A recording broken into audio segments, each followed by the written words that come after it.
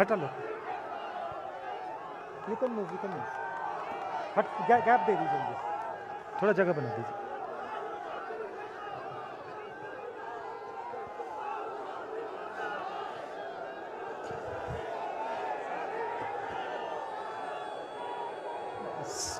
Stage पे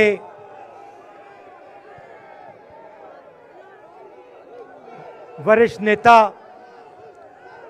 Congress party के वरिष्ठ नेता, विपक्षी दल के वरिष्ठ नेता, हमारे प्यारे कार्यकर्ता, भाइयों और बहनों, प्रेस के हमारे मित्रों, आप सबका यहां बहुत बहुत स्वागत।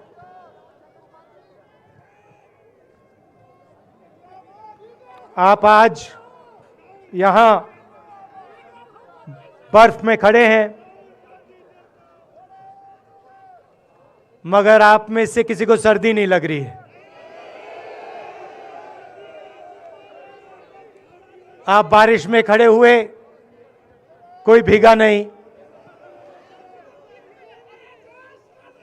गर्मी में आपको गर्मी नहीं लगी, सर्दी में आपको सर्दी नहीं लग रही है, क्योंकि देश की शक्ति आपके साथ है।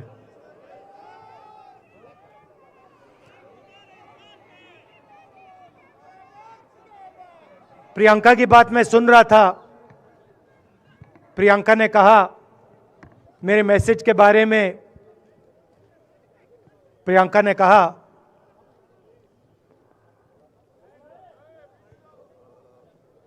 नॉर्मली होता नहीं है, मगर मेरे आंख में आंसू आए।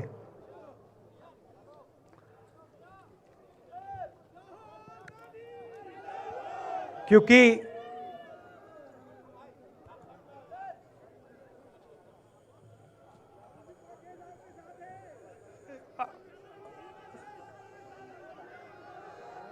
मैं कन्याकुमारी से चला, शुरुआत की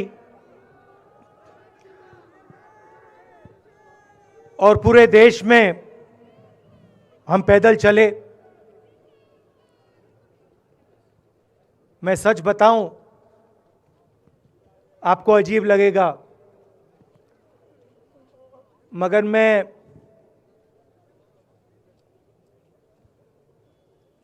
बहुत सालों के लिए हर रोज 8-10 किलोमीटर दौड़ता हूं। तो मैंने सोचा था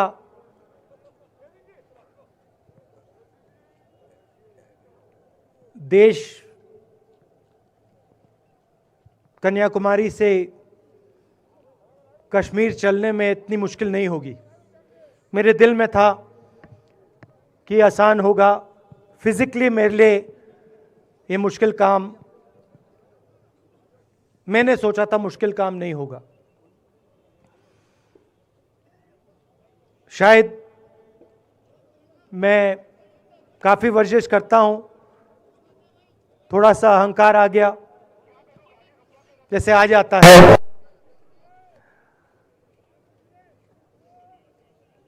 मगर फिर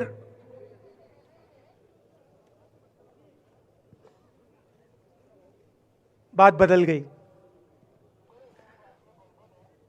जब मैं छोटा था,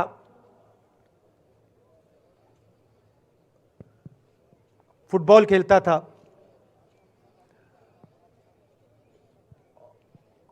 और कॉलेज में जब मैं फुटबॉल खेल रहा था, एक बार मुझे बहुत जोरों से घुटने में इंजरी हुई थी।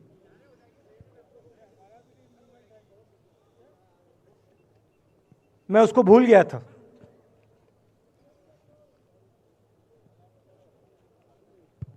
घुटने में दर्द नहीं होता था, भूल गया था उसको, दर्द गायब हो गया था। मगर कन्याकुमारी से 5-7 दिन बाद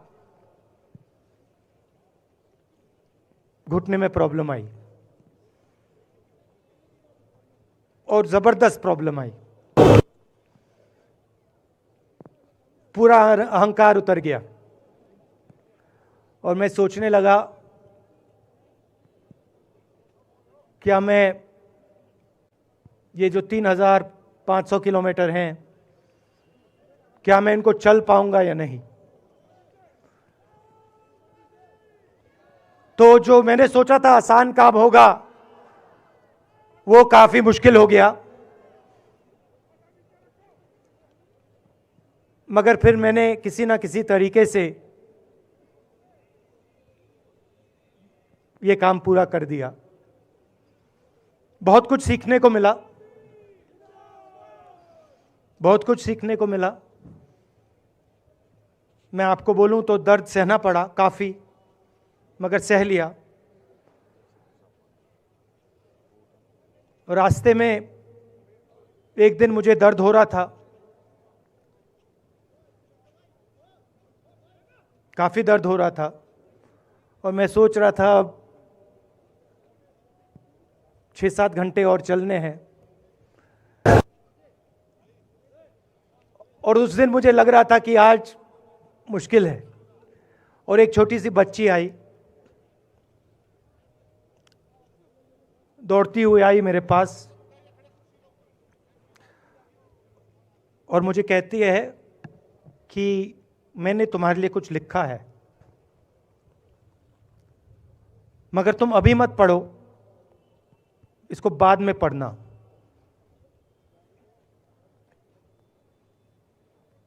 और फिर वो मुझे गले लग के भाग गई। फिर मैंने सोचा अब पढ़ता हूं क्या लिखा है।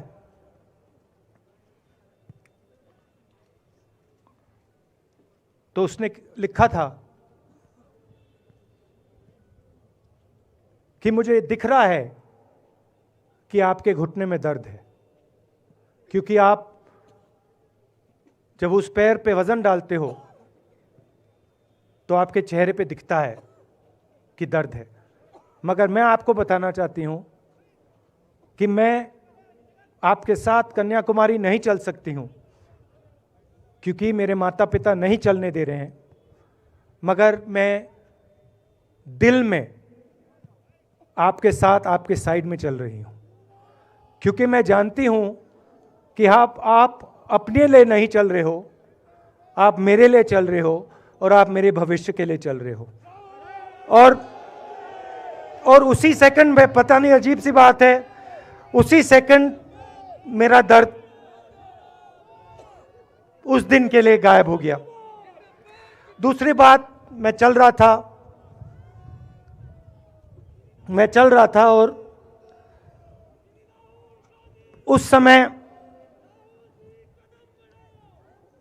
उसी समय वहां पे थोड़ी सर्दी बढ़ रही थी। सुबह का समय था और 4 बच्चे आए।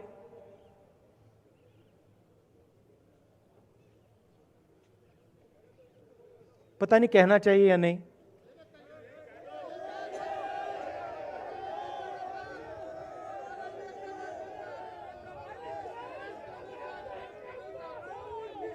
तो कह देता हूं, छोटे से बच्चे थे,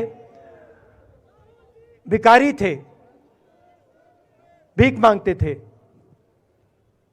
और मेरे पास आए। कपड़े नहीं थे, मैंने देखा, शायद मजदूरी भी करते थे तो थोड़ी मट्टी थी उन पे। खैर, मैं ये चीजें देखता नहीं हूं, तो मैं उनके साथ गले लगा, घुटनों पे गया, ऐसे उनको पकड़ा मैंने, क्योंकि मैं उनकी लेवल पे रहना चाहता था। और फिर, नहीं सुनिए, मैं ये बात कहना नहीं चाह रहा था, मगर कह दूंगा। तो उनको ठंड लग रही थी, वो कांप रहे थे, शायद उनको खाना नहीं मिला था, छोटे बच्चे मजदूरी कर रहे थे।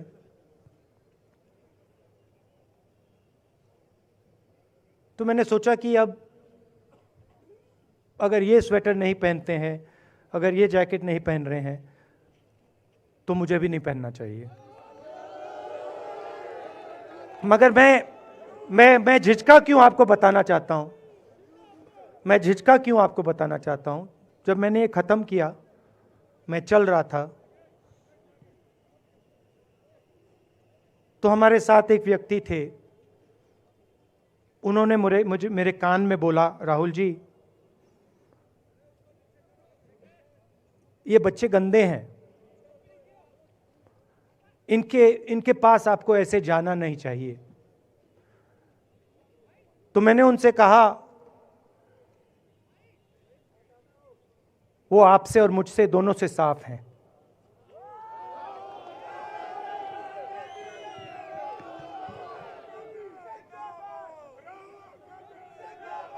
तो देश में कभी कभी यह विचारधारा दिखाई दे जाती है।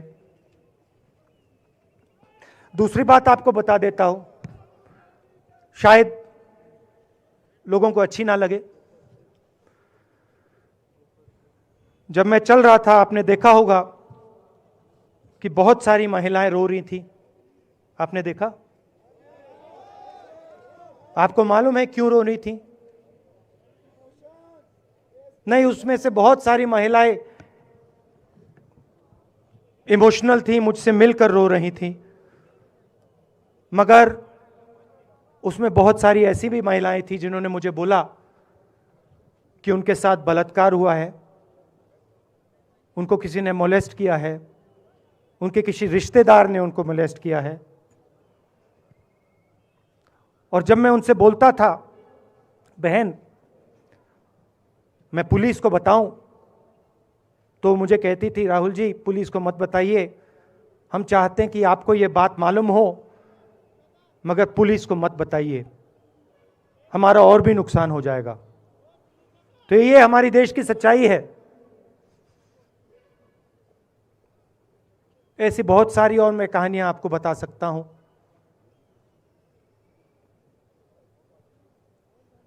तो फिर मैं कश्मीर की ओर आ रहा था और मैं सोच रहा था कि इसी रास्ते पे मैं नीचे से ऊपर जा रहा हूं। मैं सोच रहा था कि इसी रास्ते से सालों पहले मेरे रिश्तेदार नीचे से ऊपर आए, सॉरी ऊपर से नीचे आए, कश्मीर से इलाहाबाद गंगा की ओर गए। और मुझे ऐसा लग रहा था कि मैं वापस अपने घर जा रहा हूं।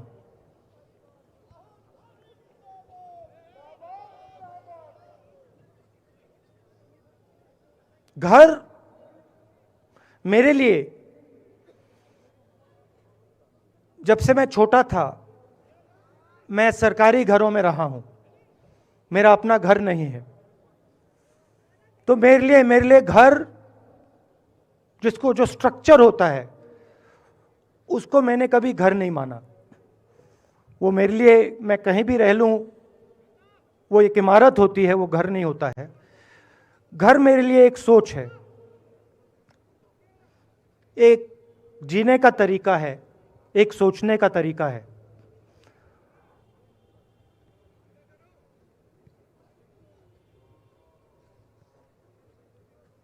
और यहां पे जिस चीज को आप कश्मीरियत कहते हो, उसको मैं अपना घर मानता हूं। अब ये कश्मीरियत है क्या? ये जो शिव जी की सोच है एक तरफ, और थोड़ी सी गहराई में जाएंगे तो उसको शून्यता कहा जा सकता है। अपने आप पर, अपने अहंकार पर, अपने विचारों पर आक्रमण करना। और दूसरी तरफ इस्लाम में जिसको शून्यता यहां कहा जाता है, वहां फना कहा जाता है। सोच वही है। इस्लाम में फना का मतलब अपने ऊपर आक्रमण, अपनी सोच पर आक्रमण, जो हम अपना किला बना देते हैं कि मैं ये हूं, मेरे पास ये है, मेरे पास ये ज्ञान है, मेरे पास ये घर है, उसी किले पर आक्रमण करना, वही है शून्यता, वही है फना। और इस धरती पे ये दो जो विचारधाराएं हैं,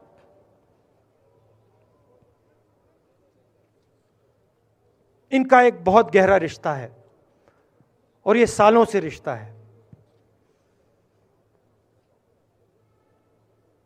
जिसको हम कश्मीरियत कहते हैं। यही सोच बाकी स्टेट्स में भी है। गांधी जी वैष्णव जनतों की बात करते थे, जिसको हम यहां शून्यता, फना कहते हैं, उसको गुजरात में वैष्णव जनतो कहा जाता है। असम में शंकर देव जी ने भी यही बात कही। कर्नाटक से हमारे यहाँ जो लोग आए हैं, वहाँ बसवा जी ने ये बात कही। केरल में नारायण गुरु ने ये बात की। महाराष्ट्र ने ज्योतिबा फुले जी ने ये बात की। और यहाँ इसको हम कश्मीरियत कहते हैं। लोगों को जोड़ना और दूसरों पर आक्रमण नहीं करना, अपने आप पर आक्रमण करना, अपनी कमी देखना।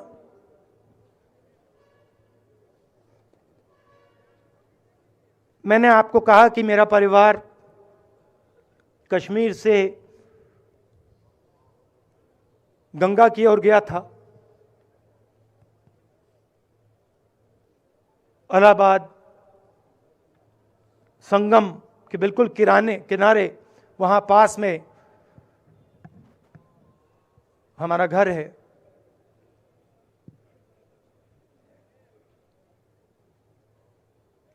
तो जब यहां से वो वहां गए, उन्होंने कश्मीरियत की जो सोच थी उसको गंगा में डाला था।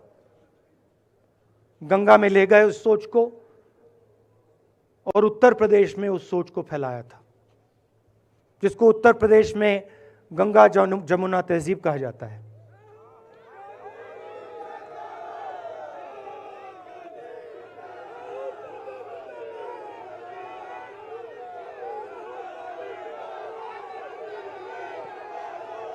तो उन्होंने, मेरे परिवार ने छोटा सा काम, कोई बड़ा काम नहीं किया। जो आपने उनको सिखाया, जो जम्मू कश्मीर के लोगों ने उनको सिखाया,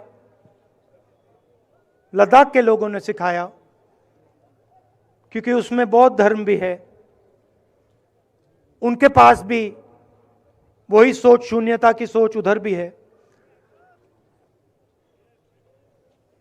वो उसको ले गए और उस विचारधारा को, सोच को गंगा में उन्होंने रखा। तो मैं ये सोच रहा था, जब यहां आ रहा था, पैदल चल रहा था, और मुझे सिक्योरिटी वालों ने कहा था कि देखिए, आप पूरे हिंदुस्तान में चल सकते हो, जम्मू में भी चल सकते हो, मगर आखिरी जो 4 दिन हैं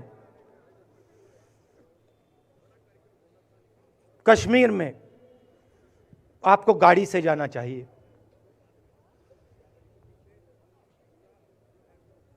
वेणुगोपाल जी ने मुझे कहा पहले, और जो ऑर्गेनाइज कर रहे थे उन्होंने कहा। 3-4 दिन पहले एडमिनिस्ट्रेशन ने कहा कि देखिए, शायद डराने के लिए कि देखिए अगर आप पैदल चलेंगे तो आपके ऊपर ग्रेनेड फेंका जाएगा। तो मैंने सोचा,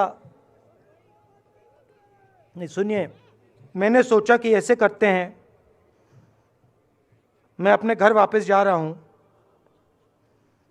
4 दिन पैदल चलूंगा, अपने घर के जो लोग हैं उनके बीच में चलूंगा। और मैंने सोचा कि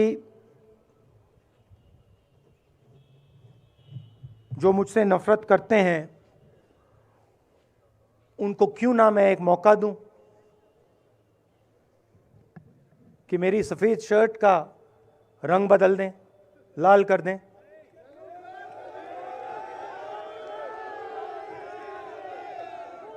क्योंकि मेरे परिवार ने मुझे सिखाया है, गांधी जी ने मुझे सिखाया है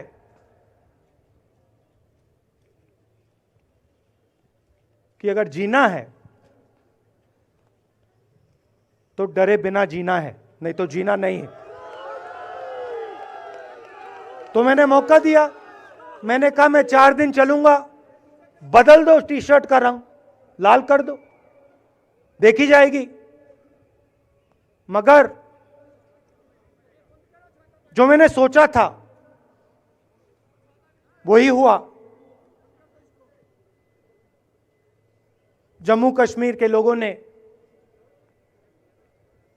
मुझे हैंड ग्रेनेड नहीं दिया, अपने दिल खोलकर प्यार दिया, गले लगे।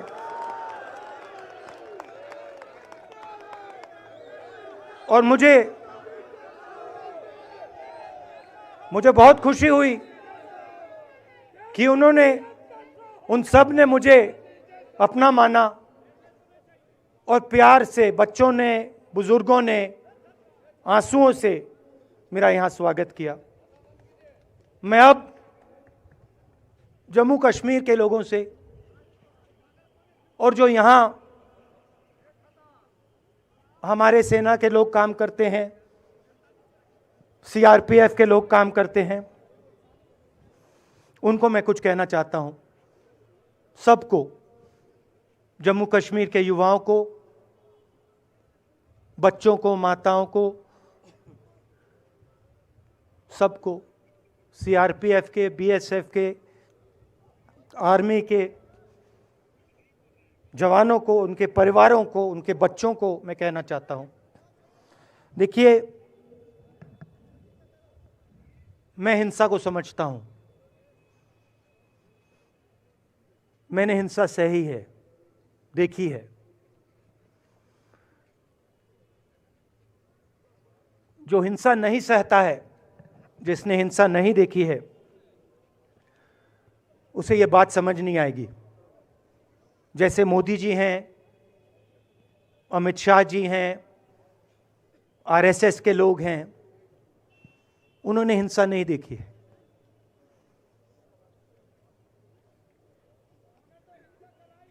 डरते हैं, नहीं डरते हैं, देखिए डरते हैं। यहां पे हम 4 दिन पैदल चले, मैं आपको गारंटी देके कह सकता हूं कि बीजेपी का कोई नेता ऐसे नहीं चल सकता है। और इसलिए नहीं क्योंकि जम्मू कश्मीर के लोग, इसलिए नहीं क्योंकि जम्मू कश्मीर के लोग उनको चलने नहीं देंगे, इसलिए क्योंकि वो डरते हैं। खैर, मैं अपने जम्मू कश्मीर के लोगों को, युवाओं को, बुजुर्गों को और आर्मी के लोगों को, सीआरपीएफ, बीएसएफ लोगों को थोड़ा सा बताना चाहता हूं। देखिए, मैं जब 14 साल का था, स्कूल में था, सुबह ज्योग्राफी की क्लास में था, मैं पढ़ रहा था, सामने बैठा था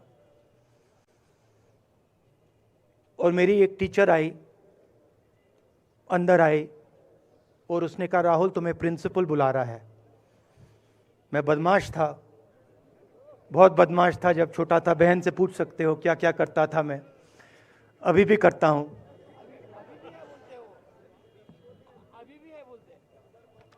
मैंने सोचा प्रिंसिपल बुला रहा है, मैंने कुछ गलती की होगी, अब मार पिटेगी। वहां पे केनिंग होती थी, मैंने सोचा था अब केनिंग होगी मेरी।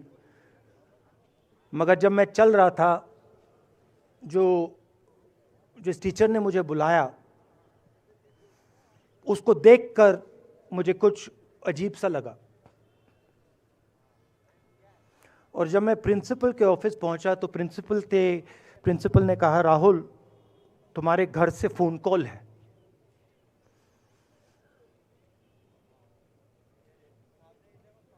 और जब मैंने उसके शब्द सुने मुझे पता लग गया कुछ गलत हो गया है। मेरे पैर कांपे और मैंने जैसे फोन अपने कान पे लगाया तो मेरे माँ के साथ एक औरत काम करती है, वो चिल्ला रही थी राहुल दादी को गोली मार दी, दादी को गोली मार दी, दादी को गोली मार दी। 14 साल का था।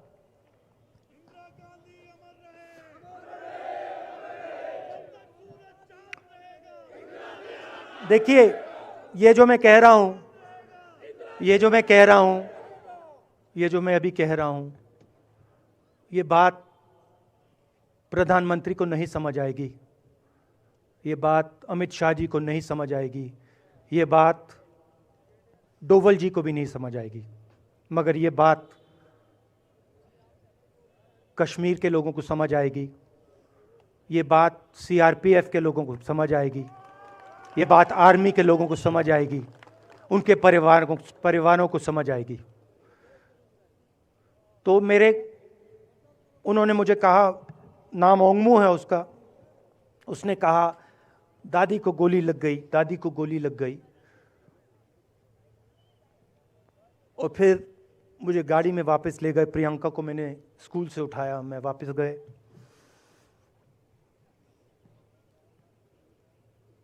और फिर मैंने वो जगह देखी जहां मेरी दादी का खून था।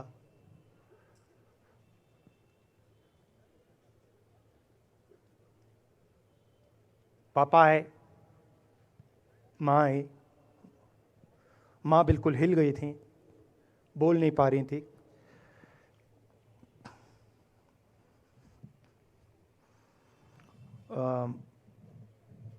हाँ,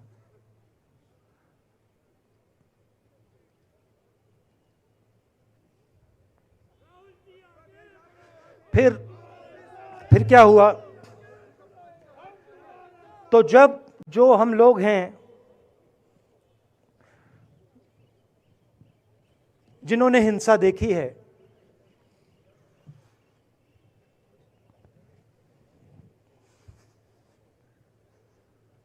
ये जो है ना, इसको हम बिल्कुल दूसरी तरीके से देखते हैं। ये आप सबके लिए टेलीफोन है, ये हमारे लिए सिर्फ टेलीफोन नहीं है।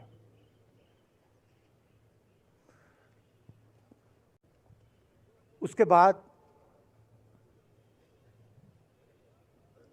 6-7 साल बाद मैं अमेरिका में था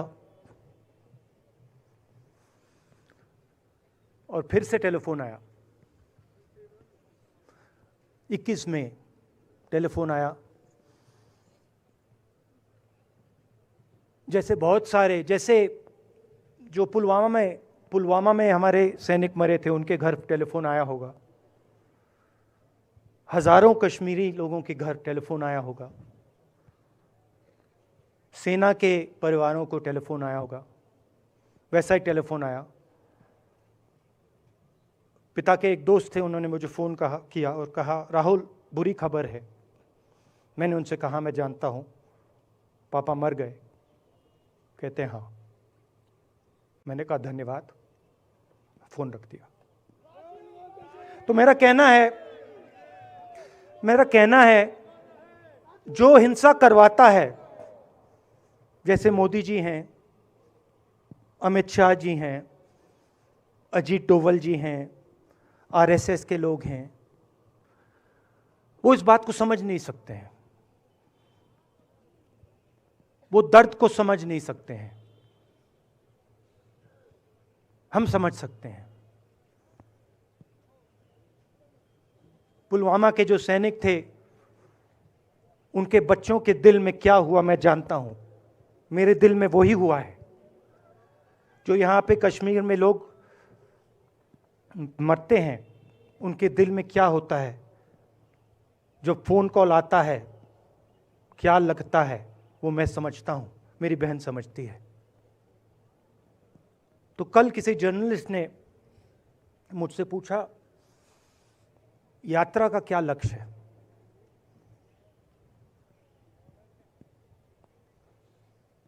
कहा कि यात्रा क्या अचीव करना चाहती है, जम्मू कश्मीर में क्या अचीव करना चाहती है। मेरे उस समय दिमाग में आया, मगर मैंने कहा नहीं बोलता हूं, कल भाषण में बोलूंगा। यात्रा का लक्ष्य है कि ये जो फोन कॉल हैं, चाहे ये आर्मी के हों, चाहे सीआरपीएफ के हों, चाहे ये कश्मीर के लोगों के हो, ये फोन कॉल बंद हो जाए।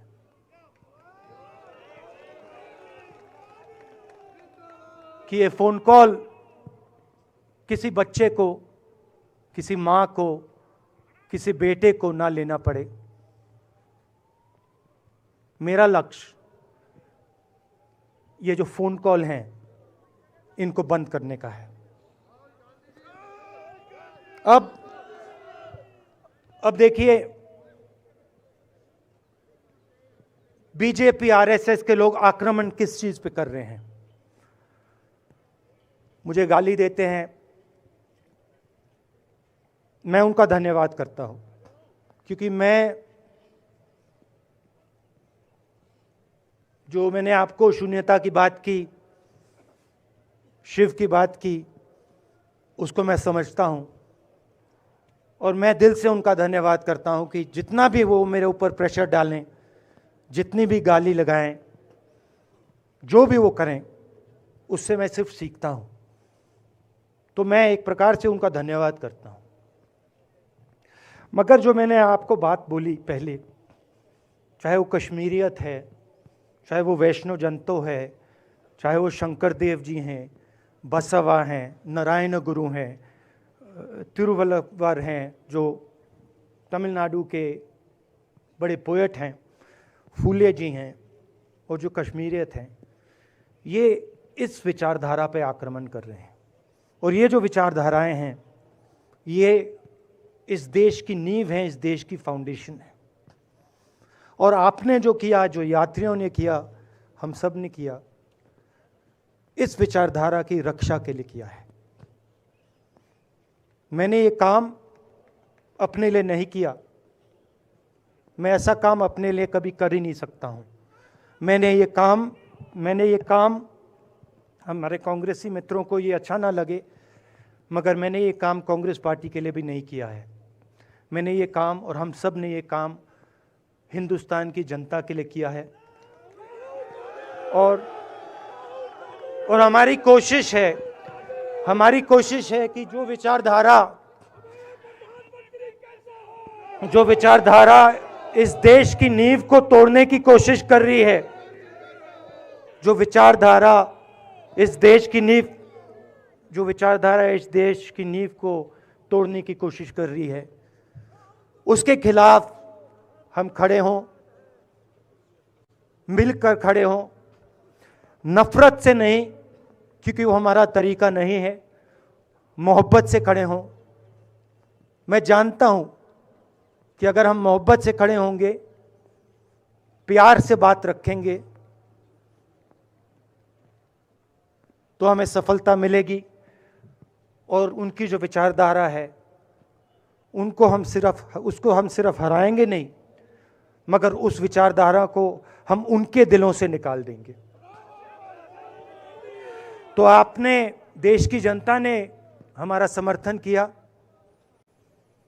हमारी कोशिश है कि हमें बीजेपी ने एक जीने का तरीका, राजनीतिक तरीका दिखाया है।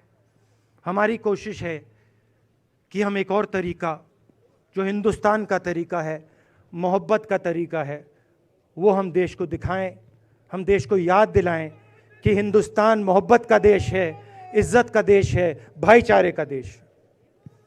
तो हमने जो कहा था, छोटा सा कदम लिया है, बड़ा कदम नहीं है। नफरत के बाजार में मोहब्बत की दुकान खोलने की कोशिश की। धन्यवाद। जय हिंद।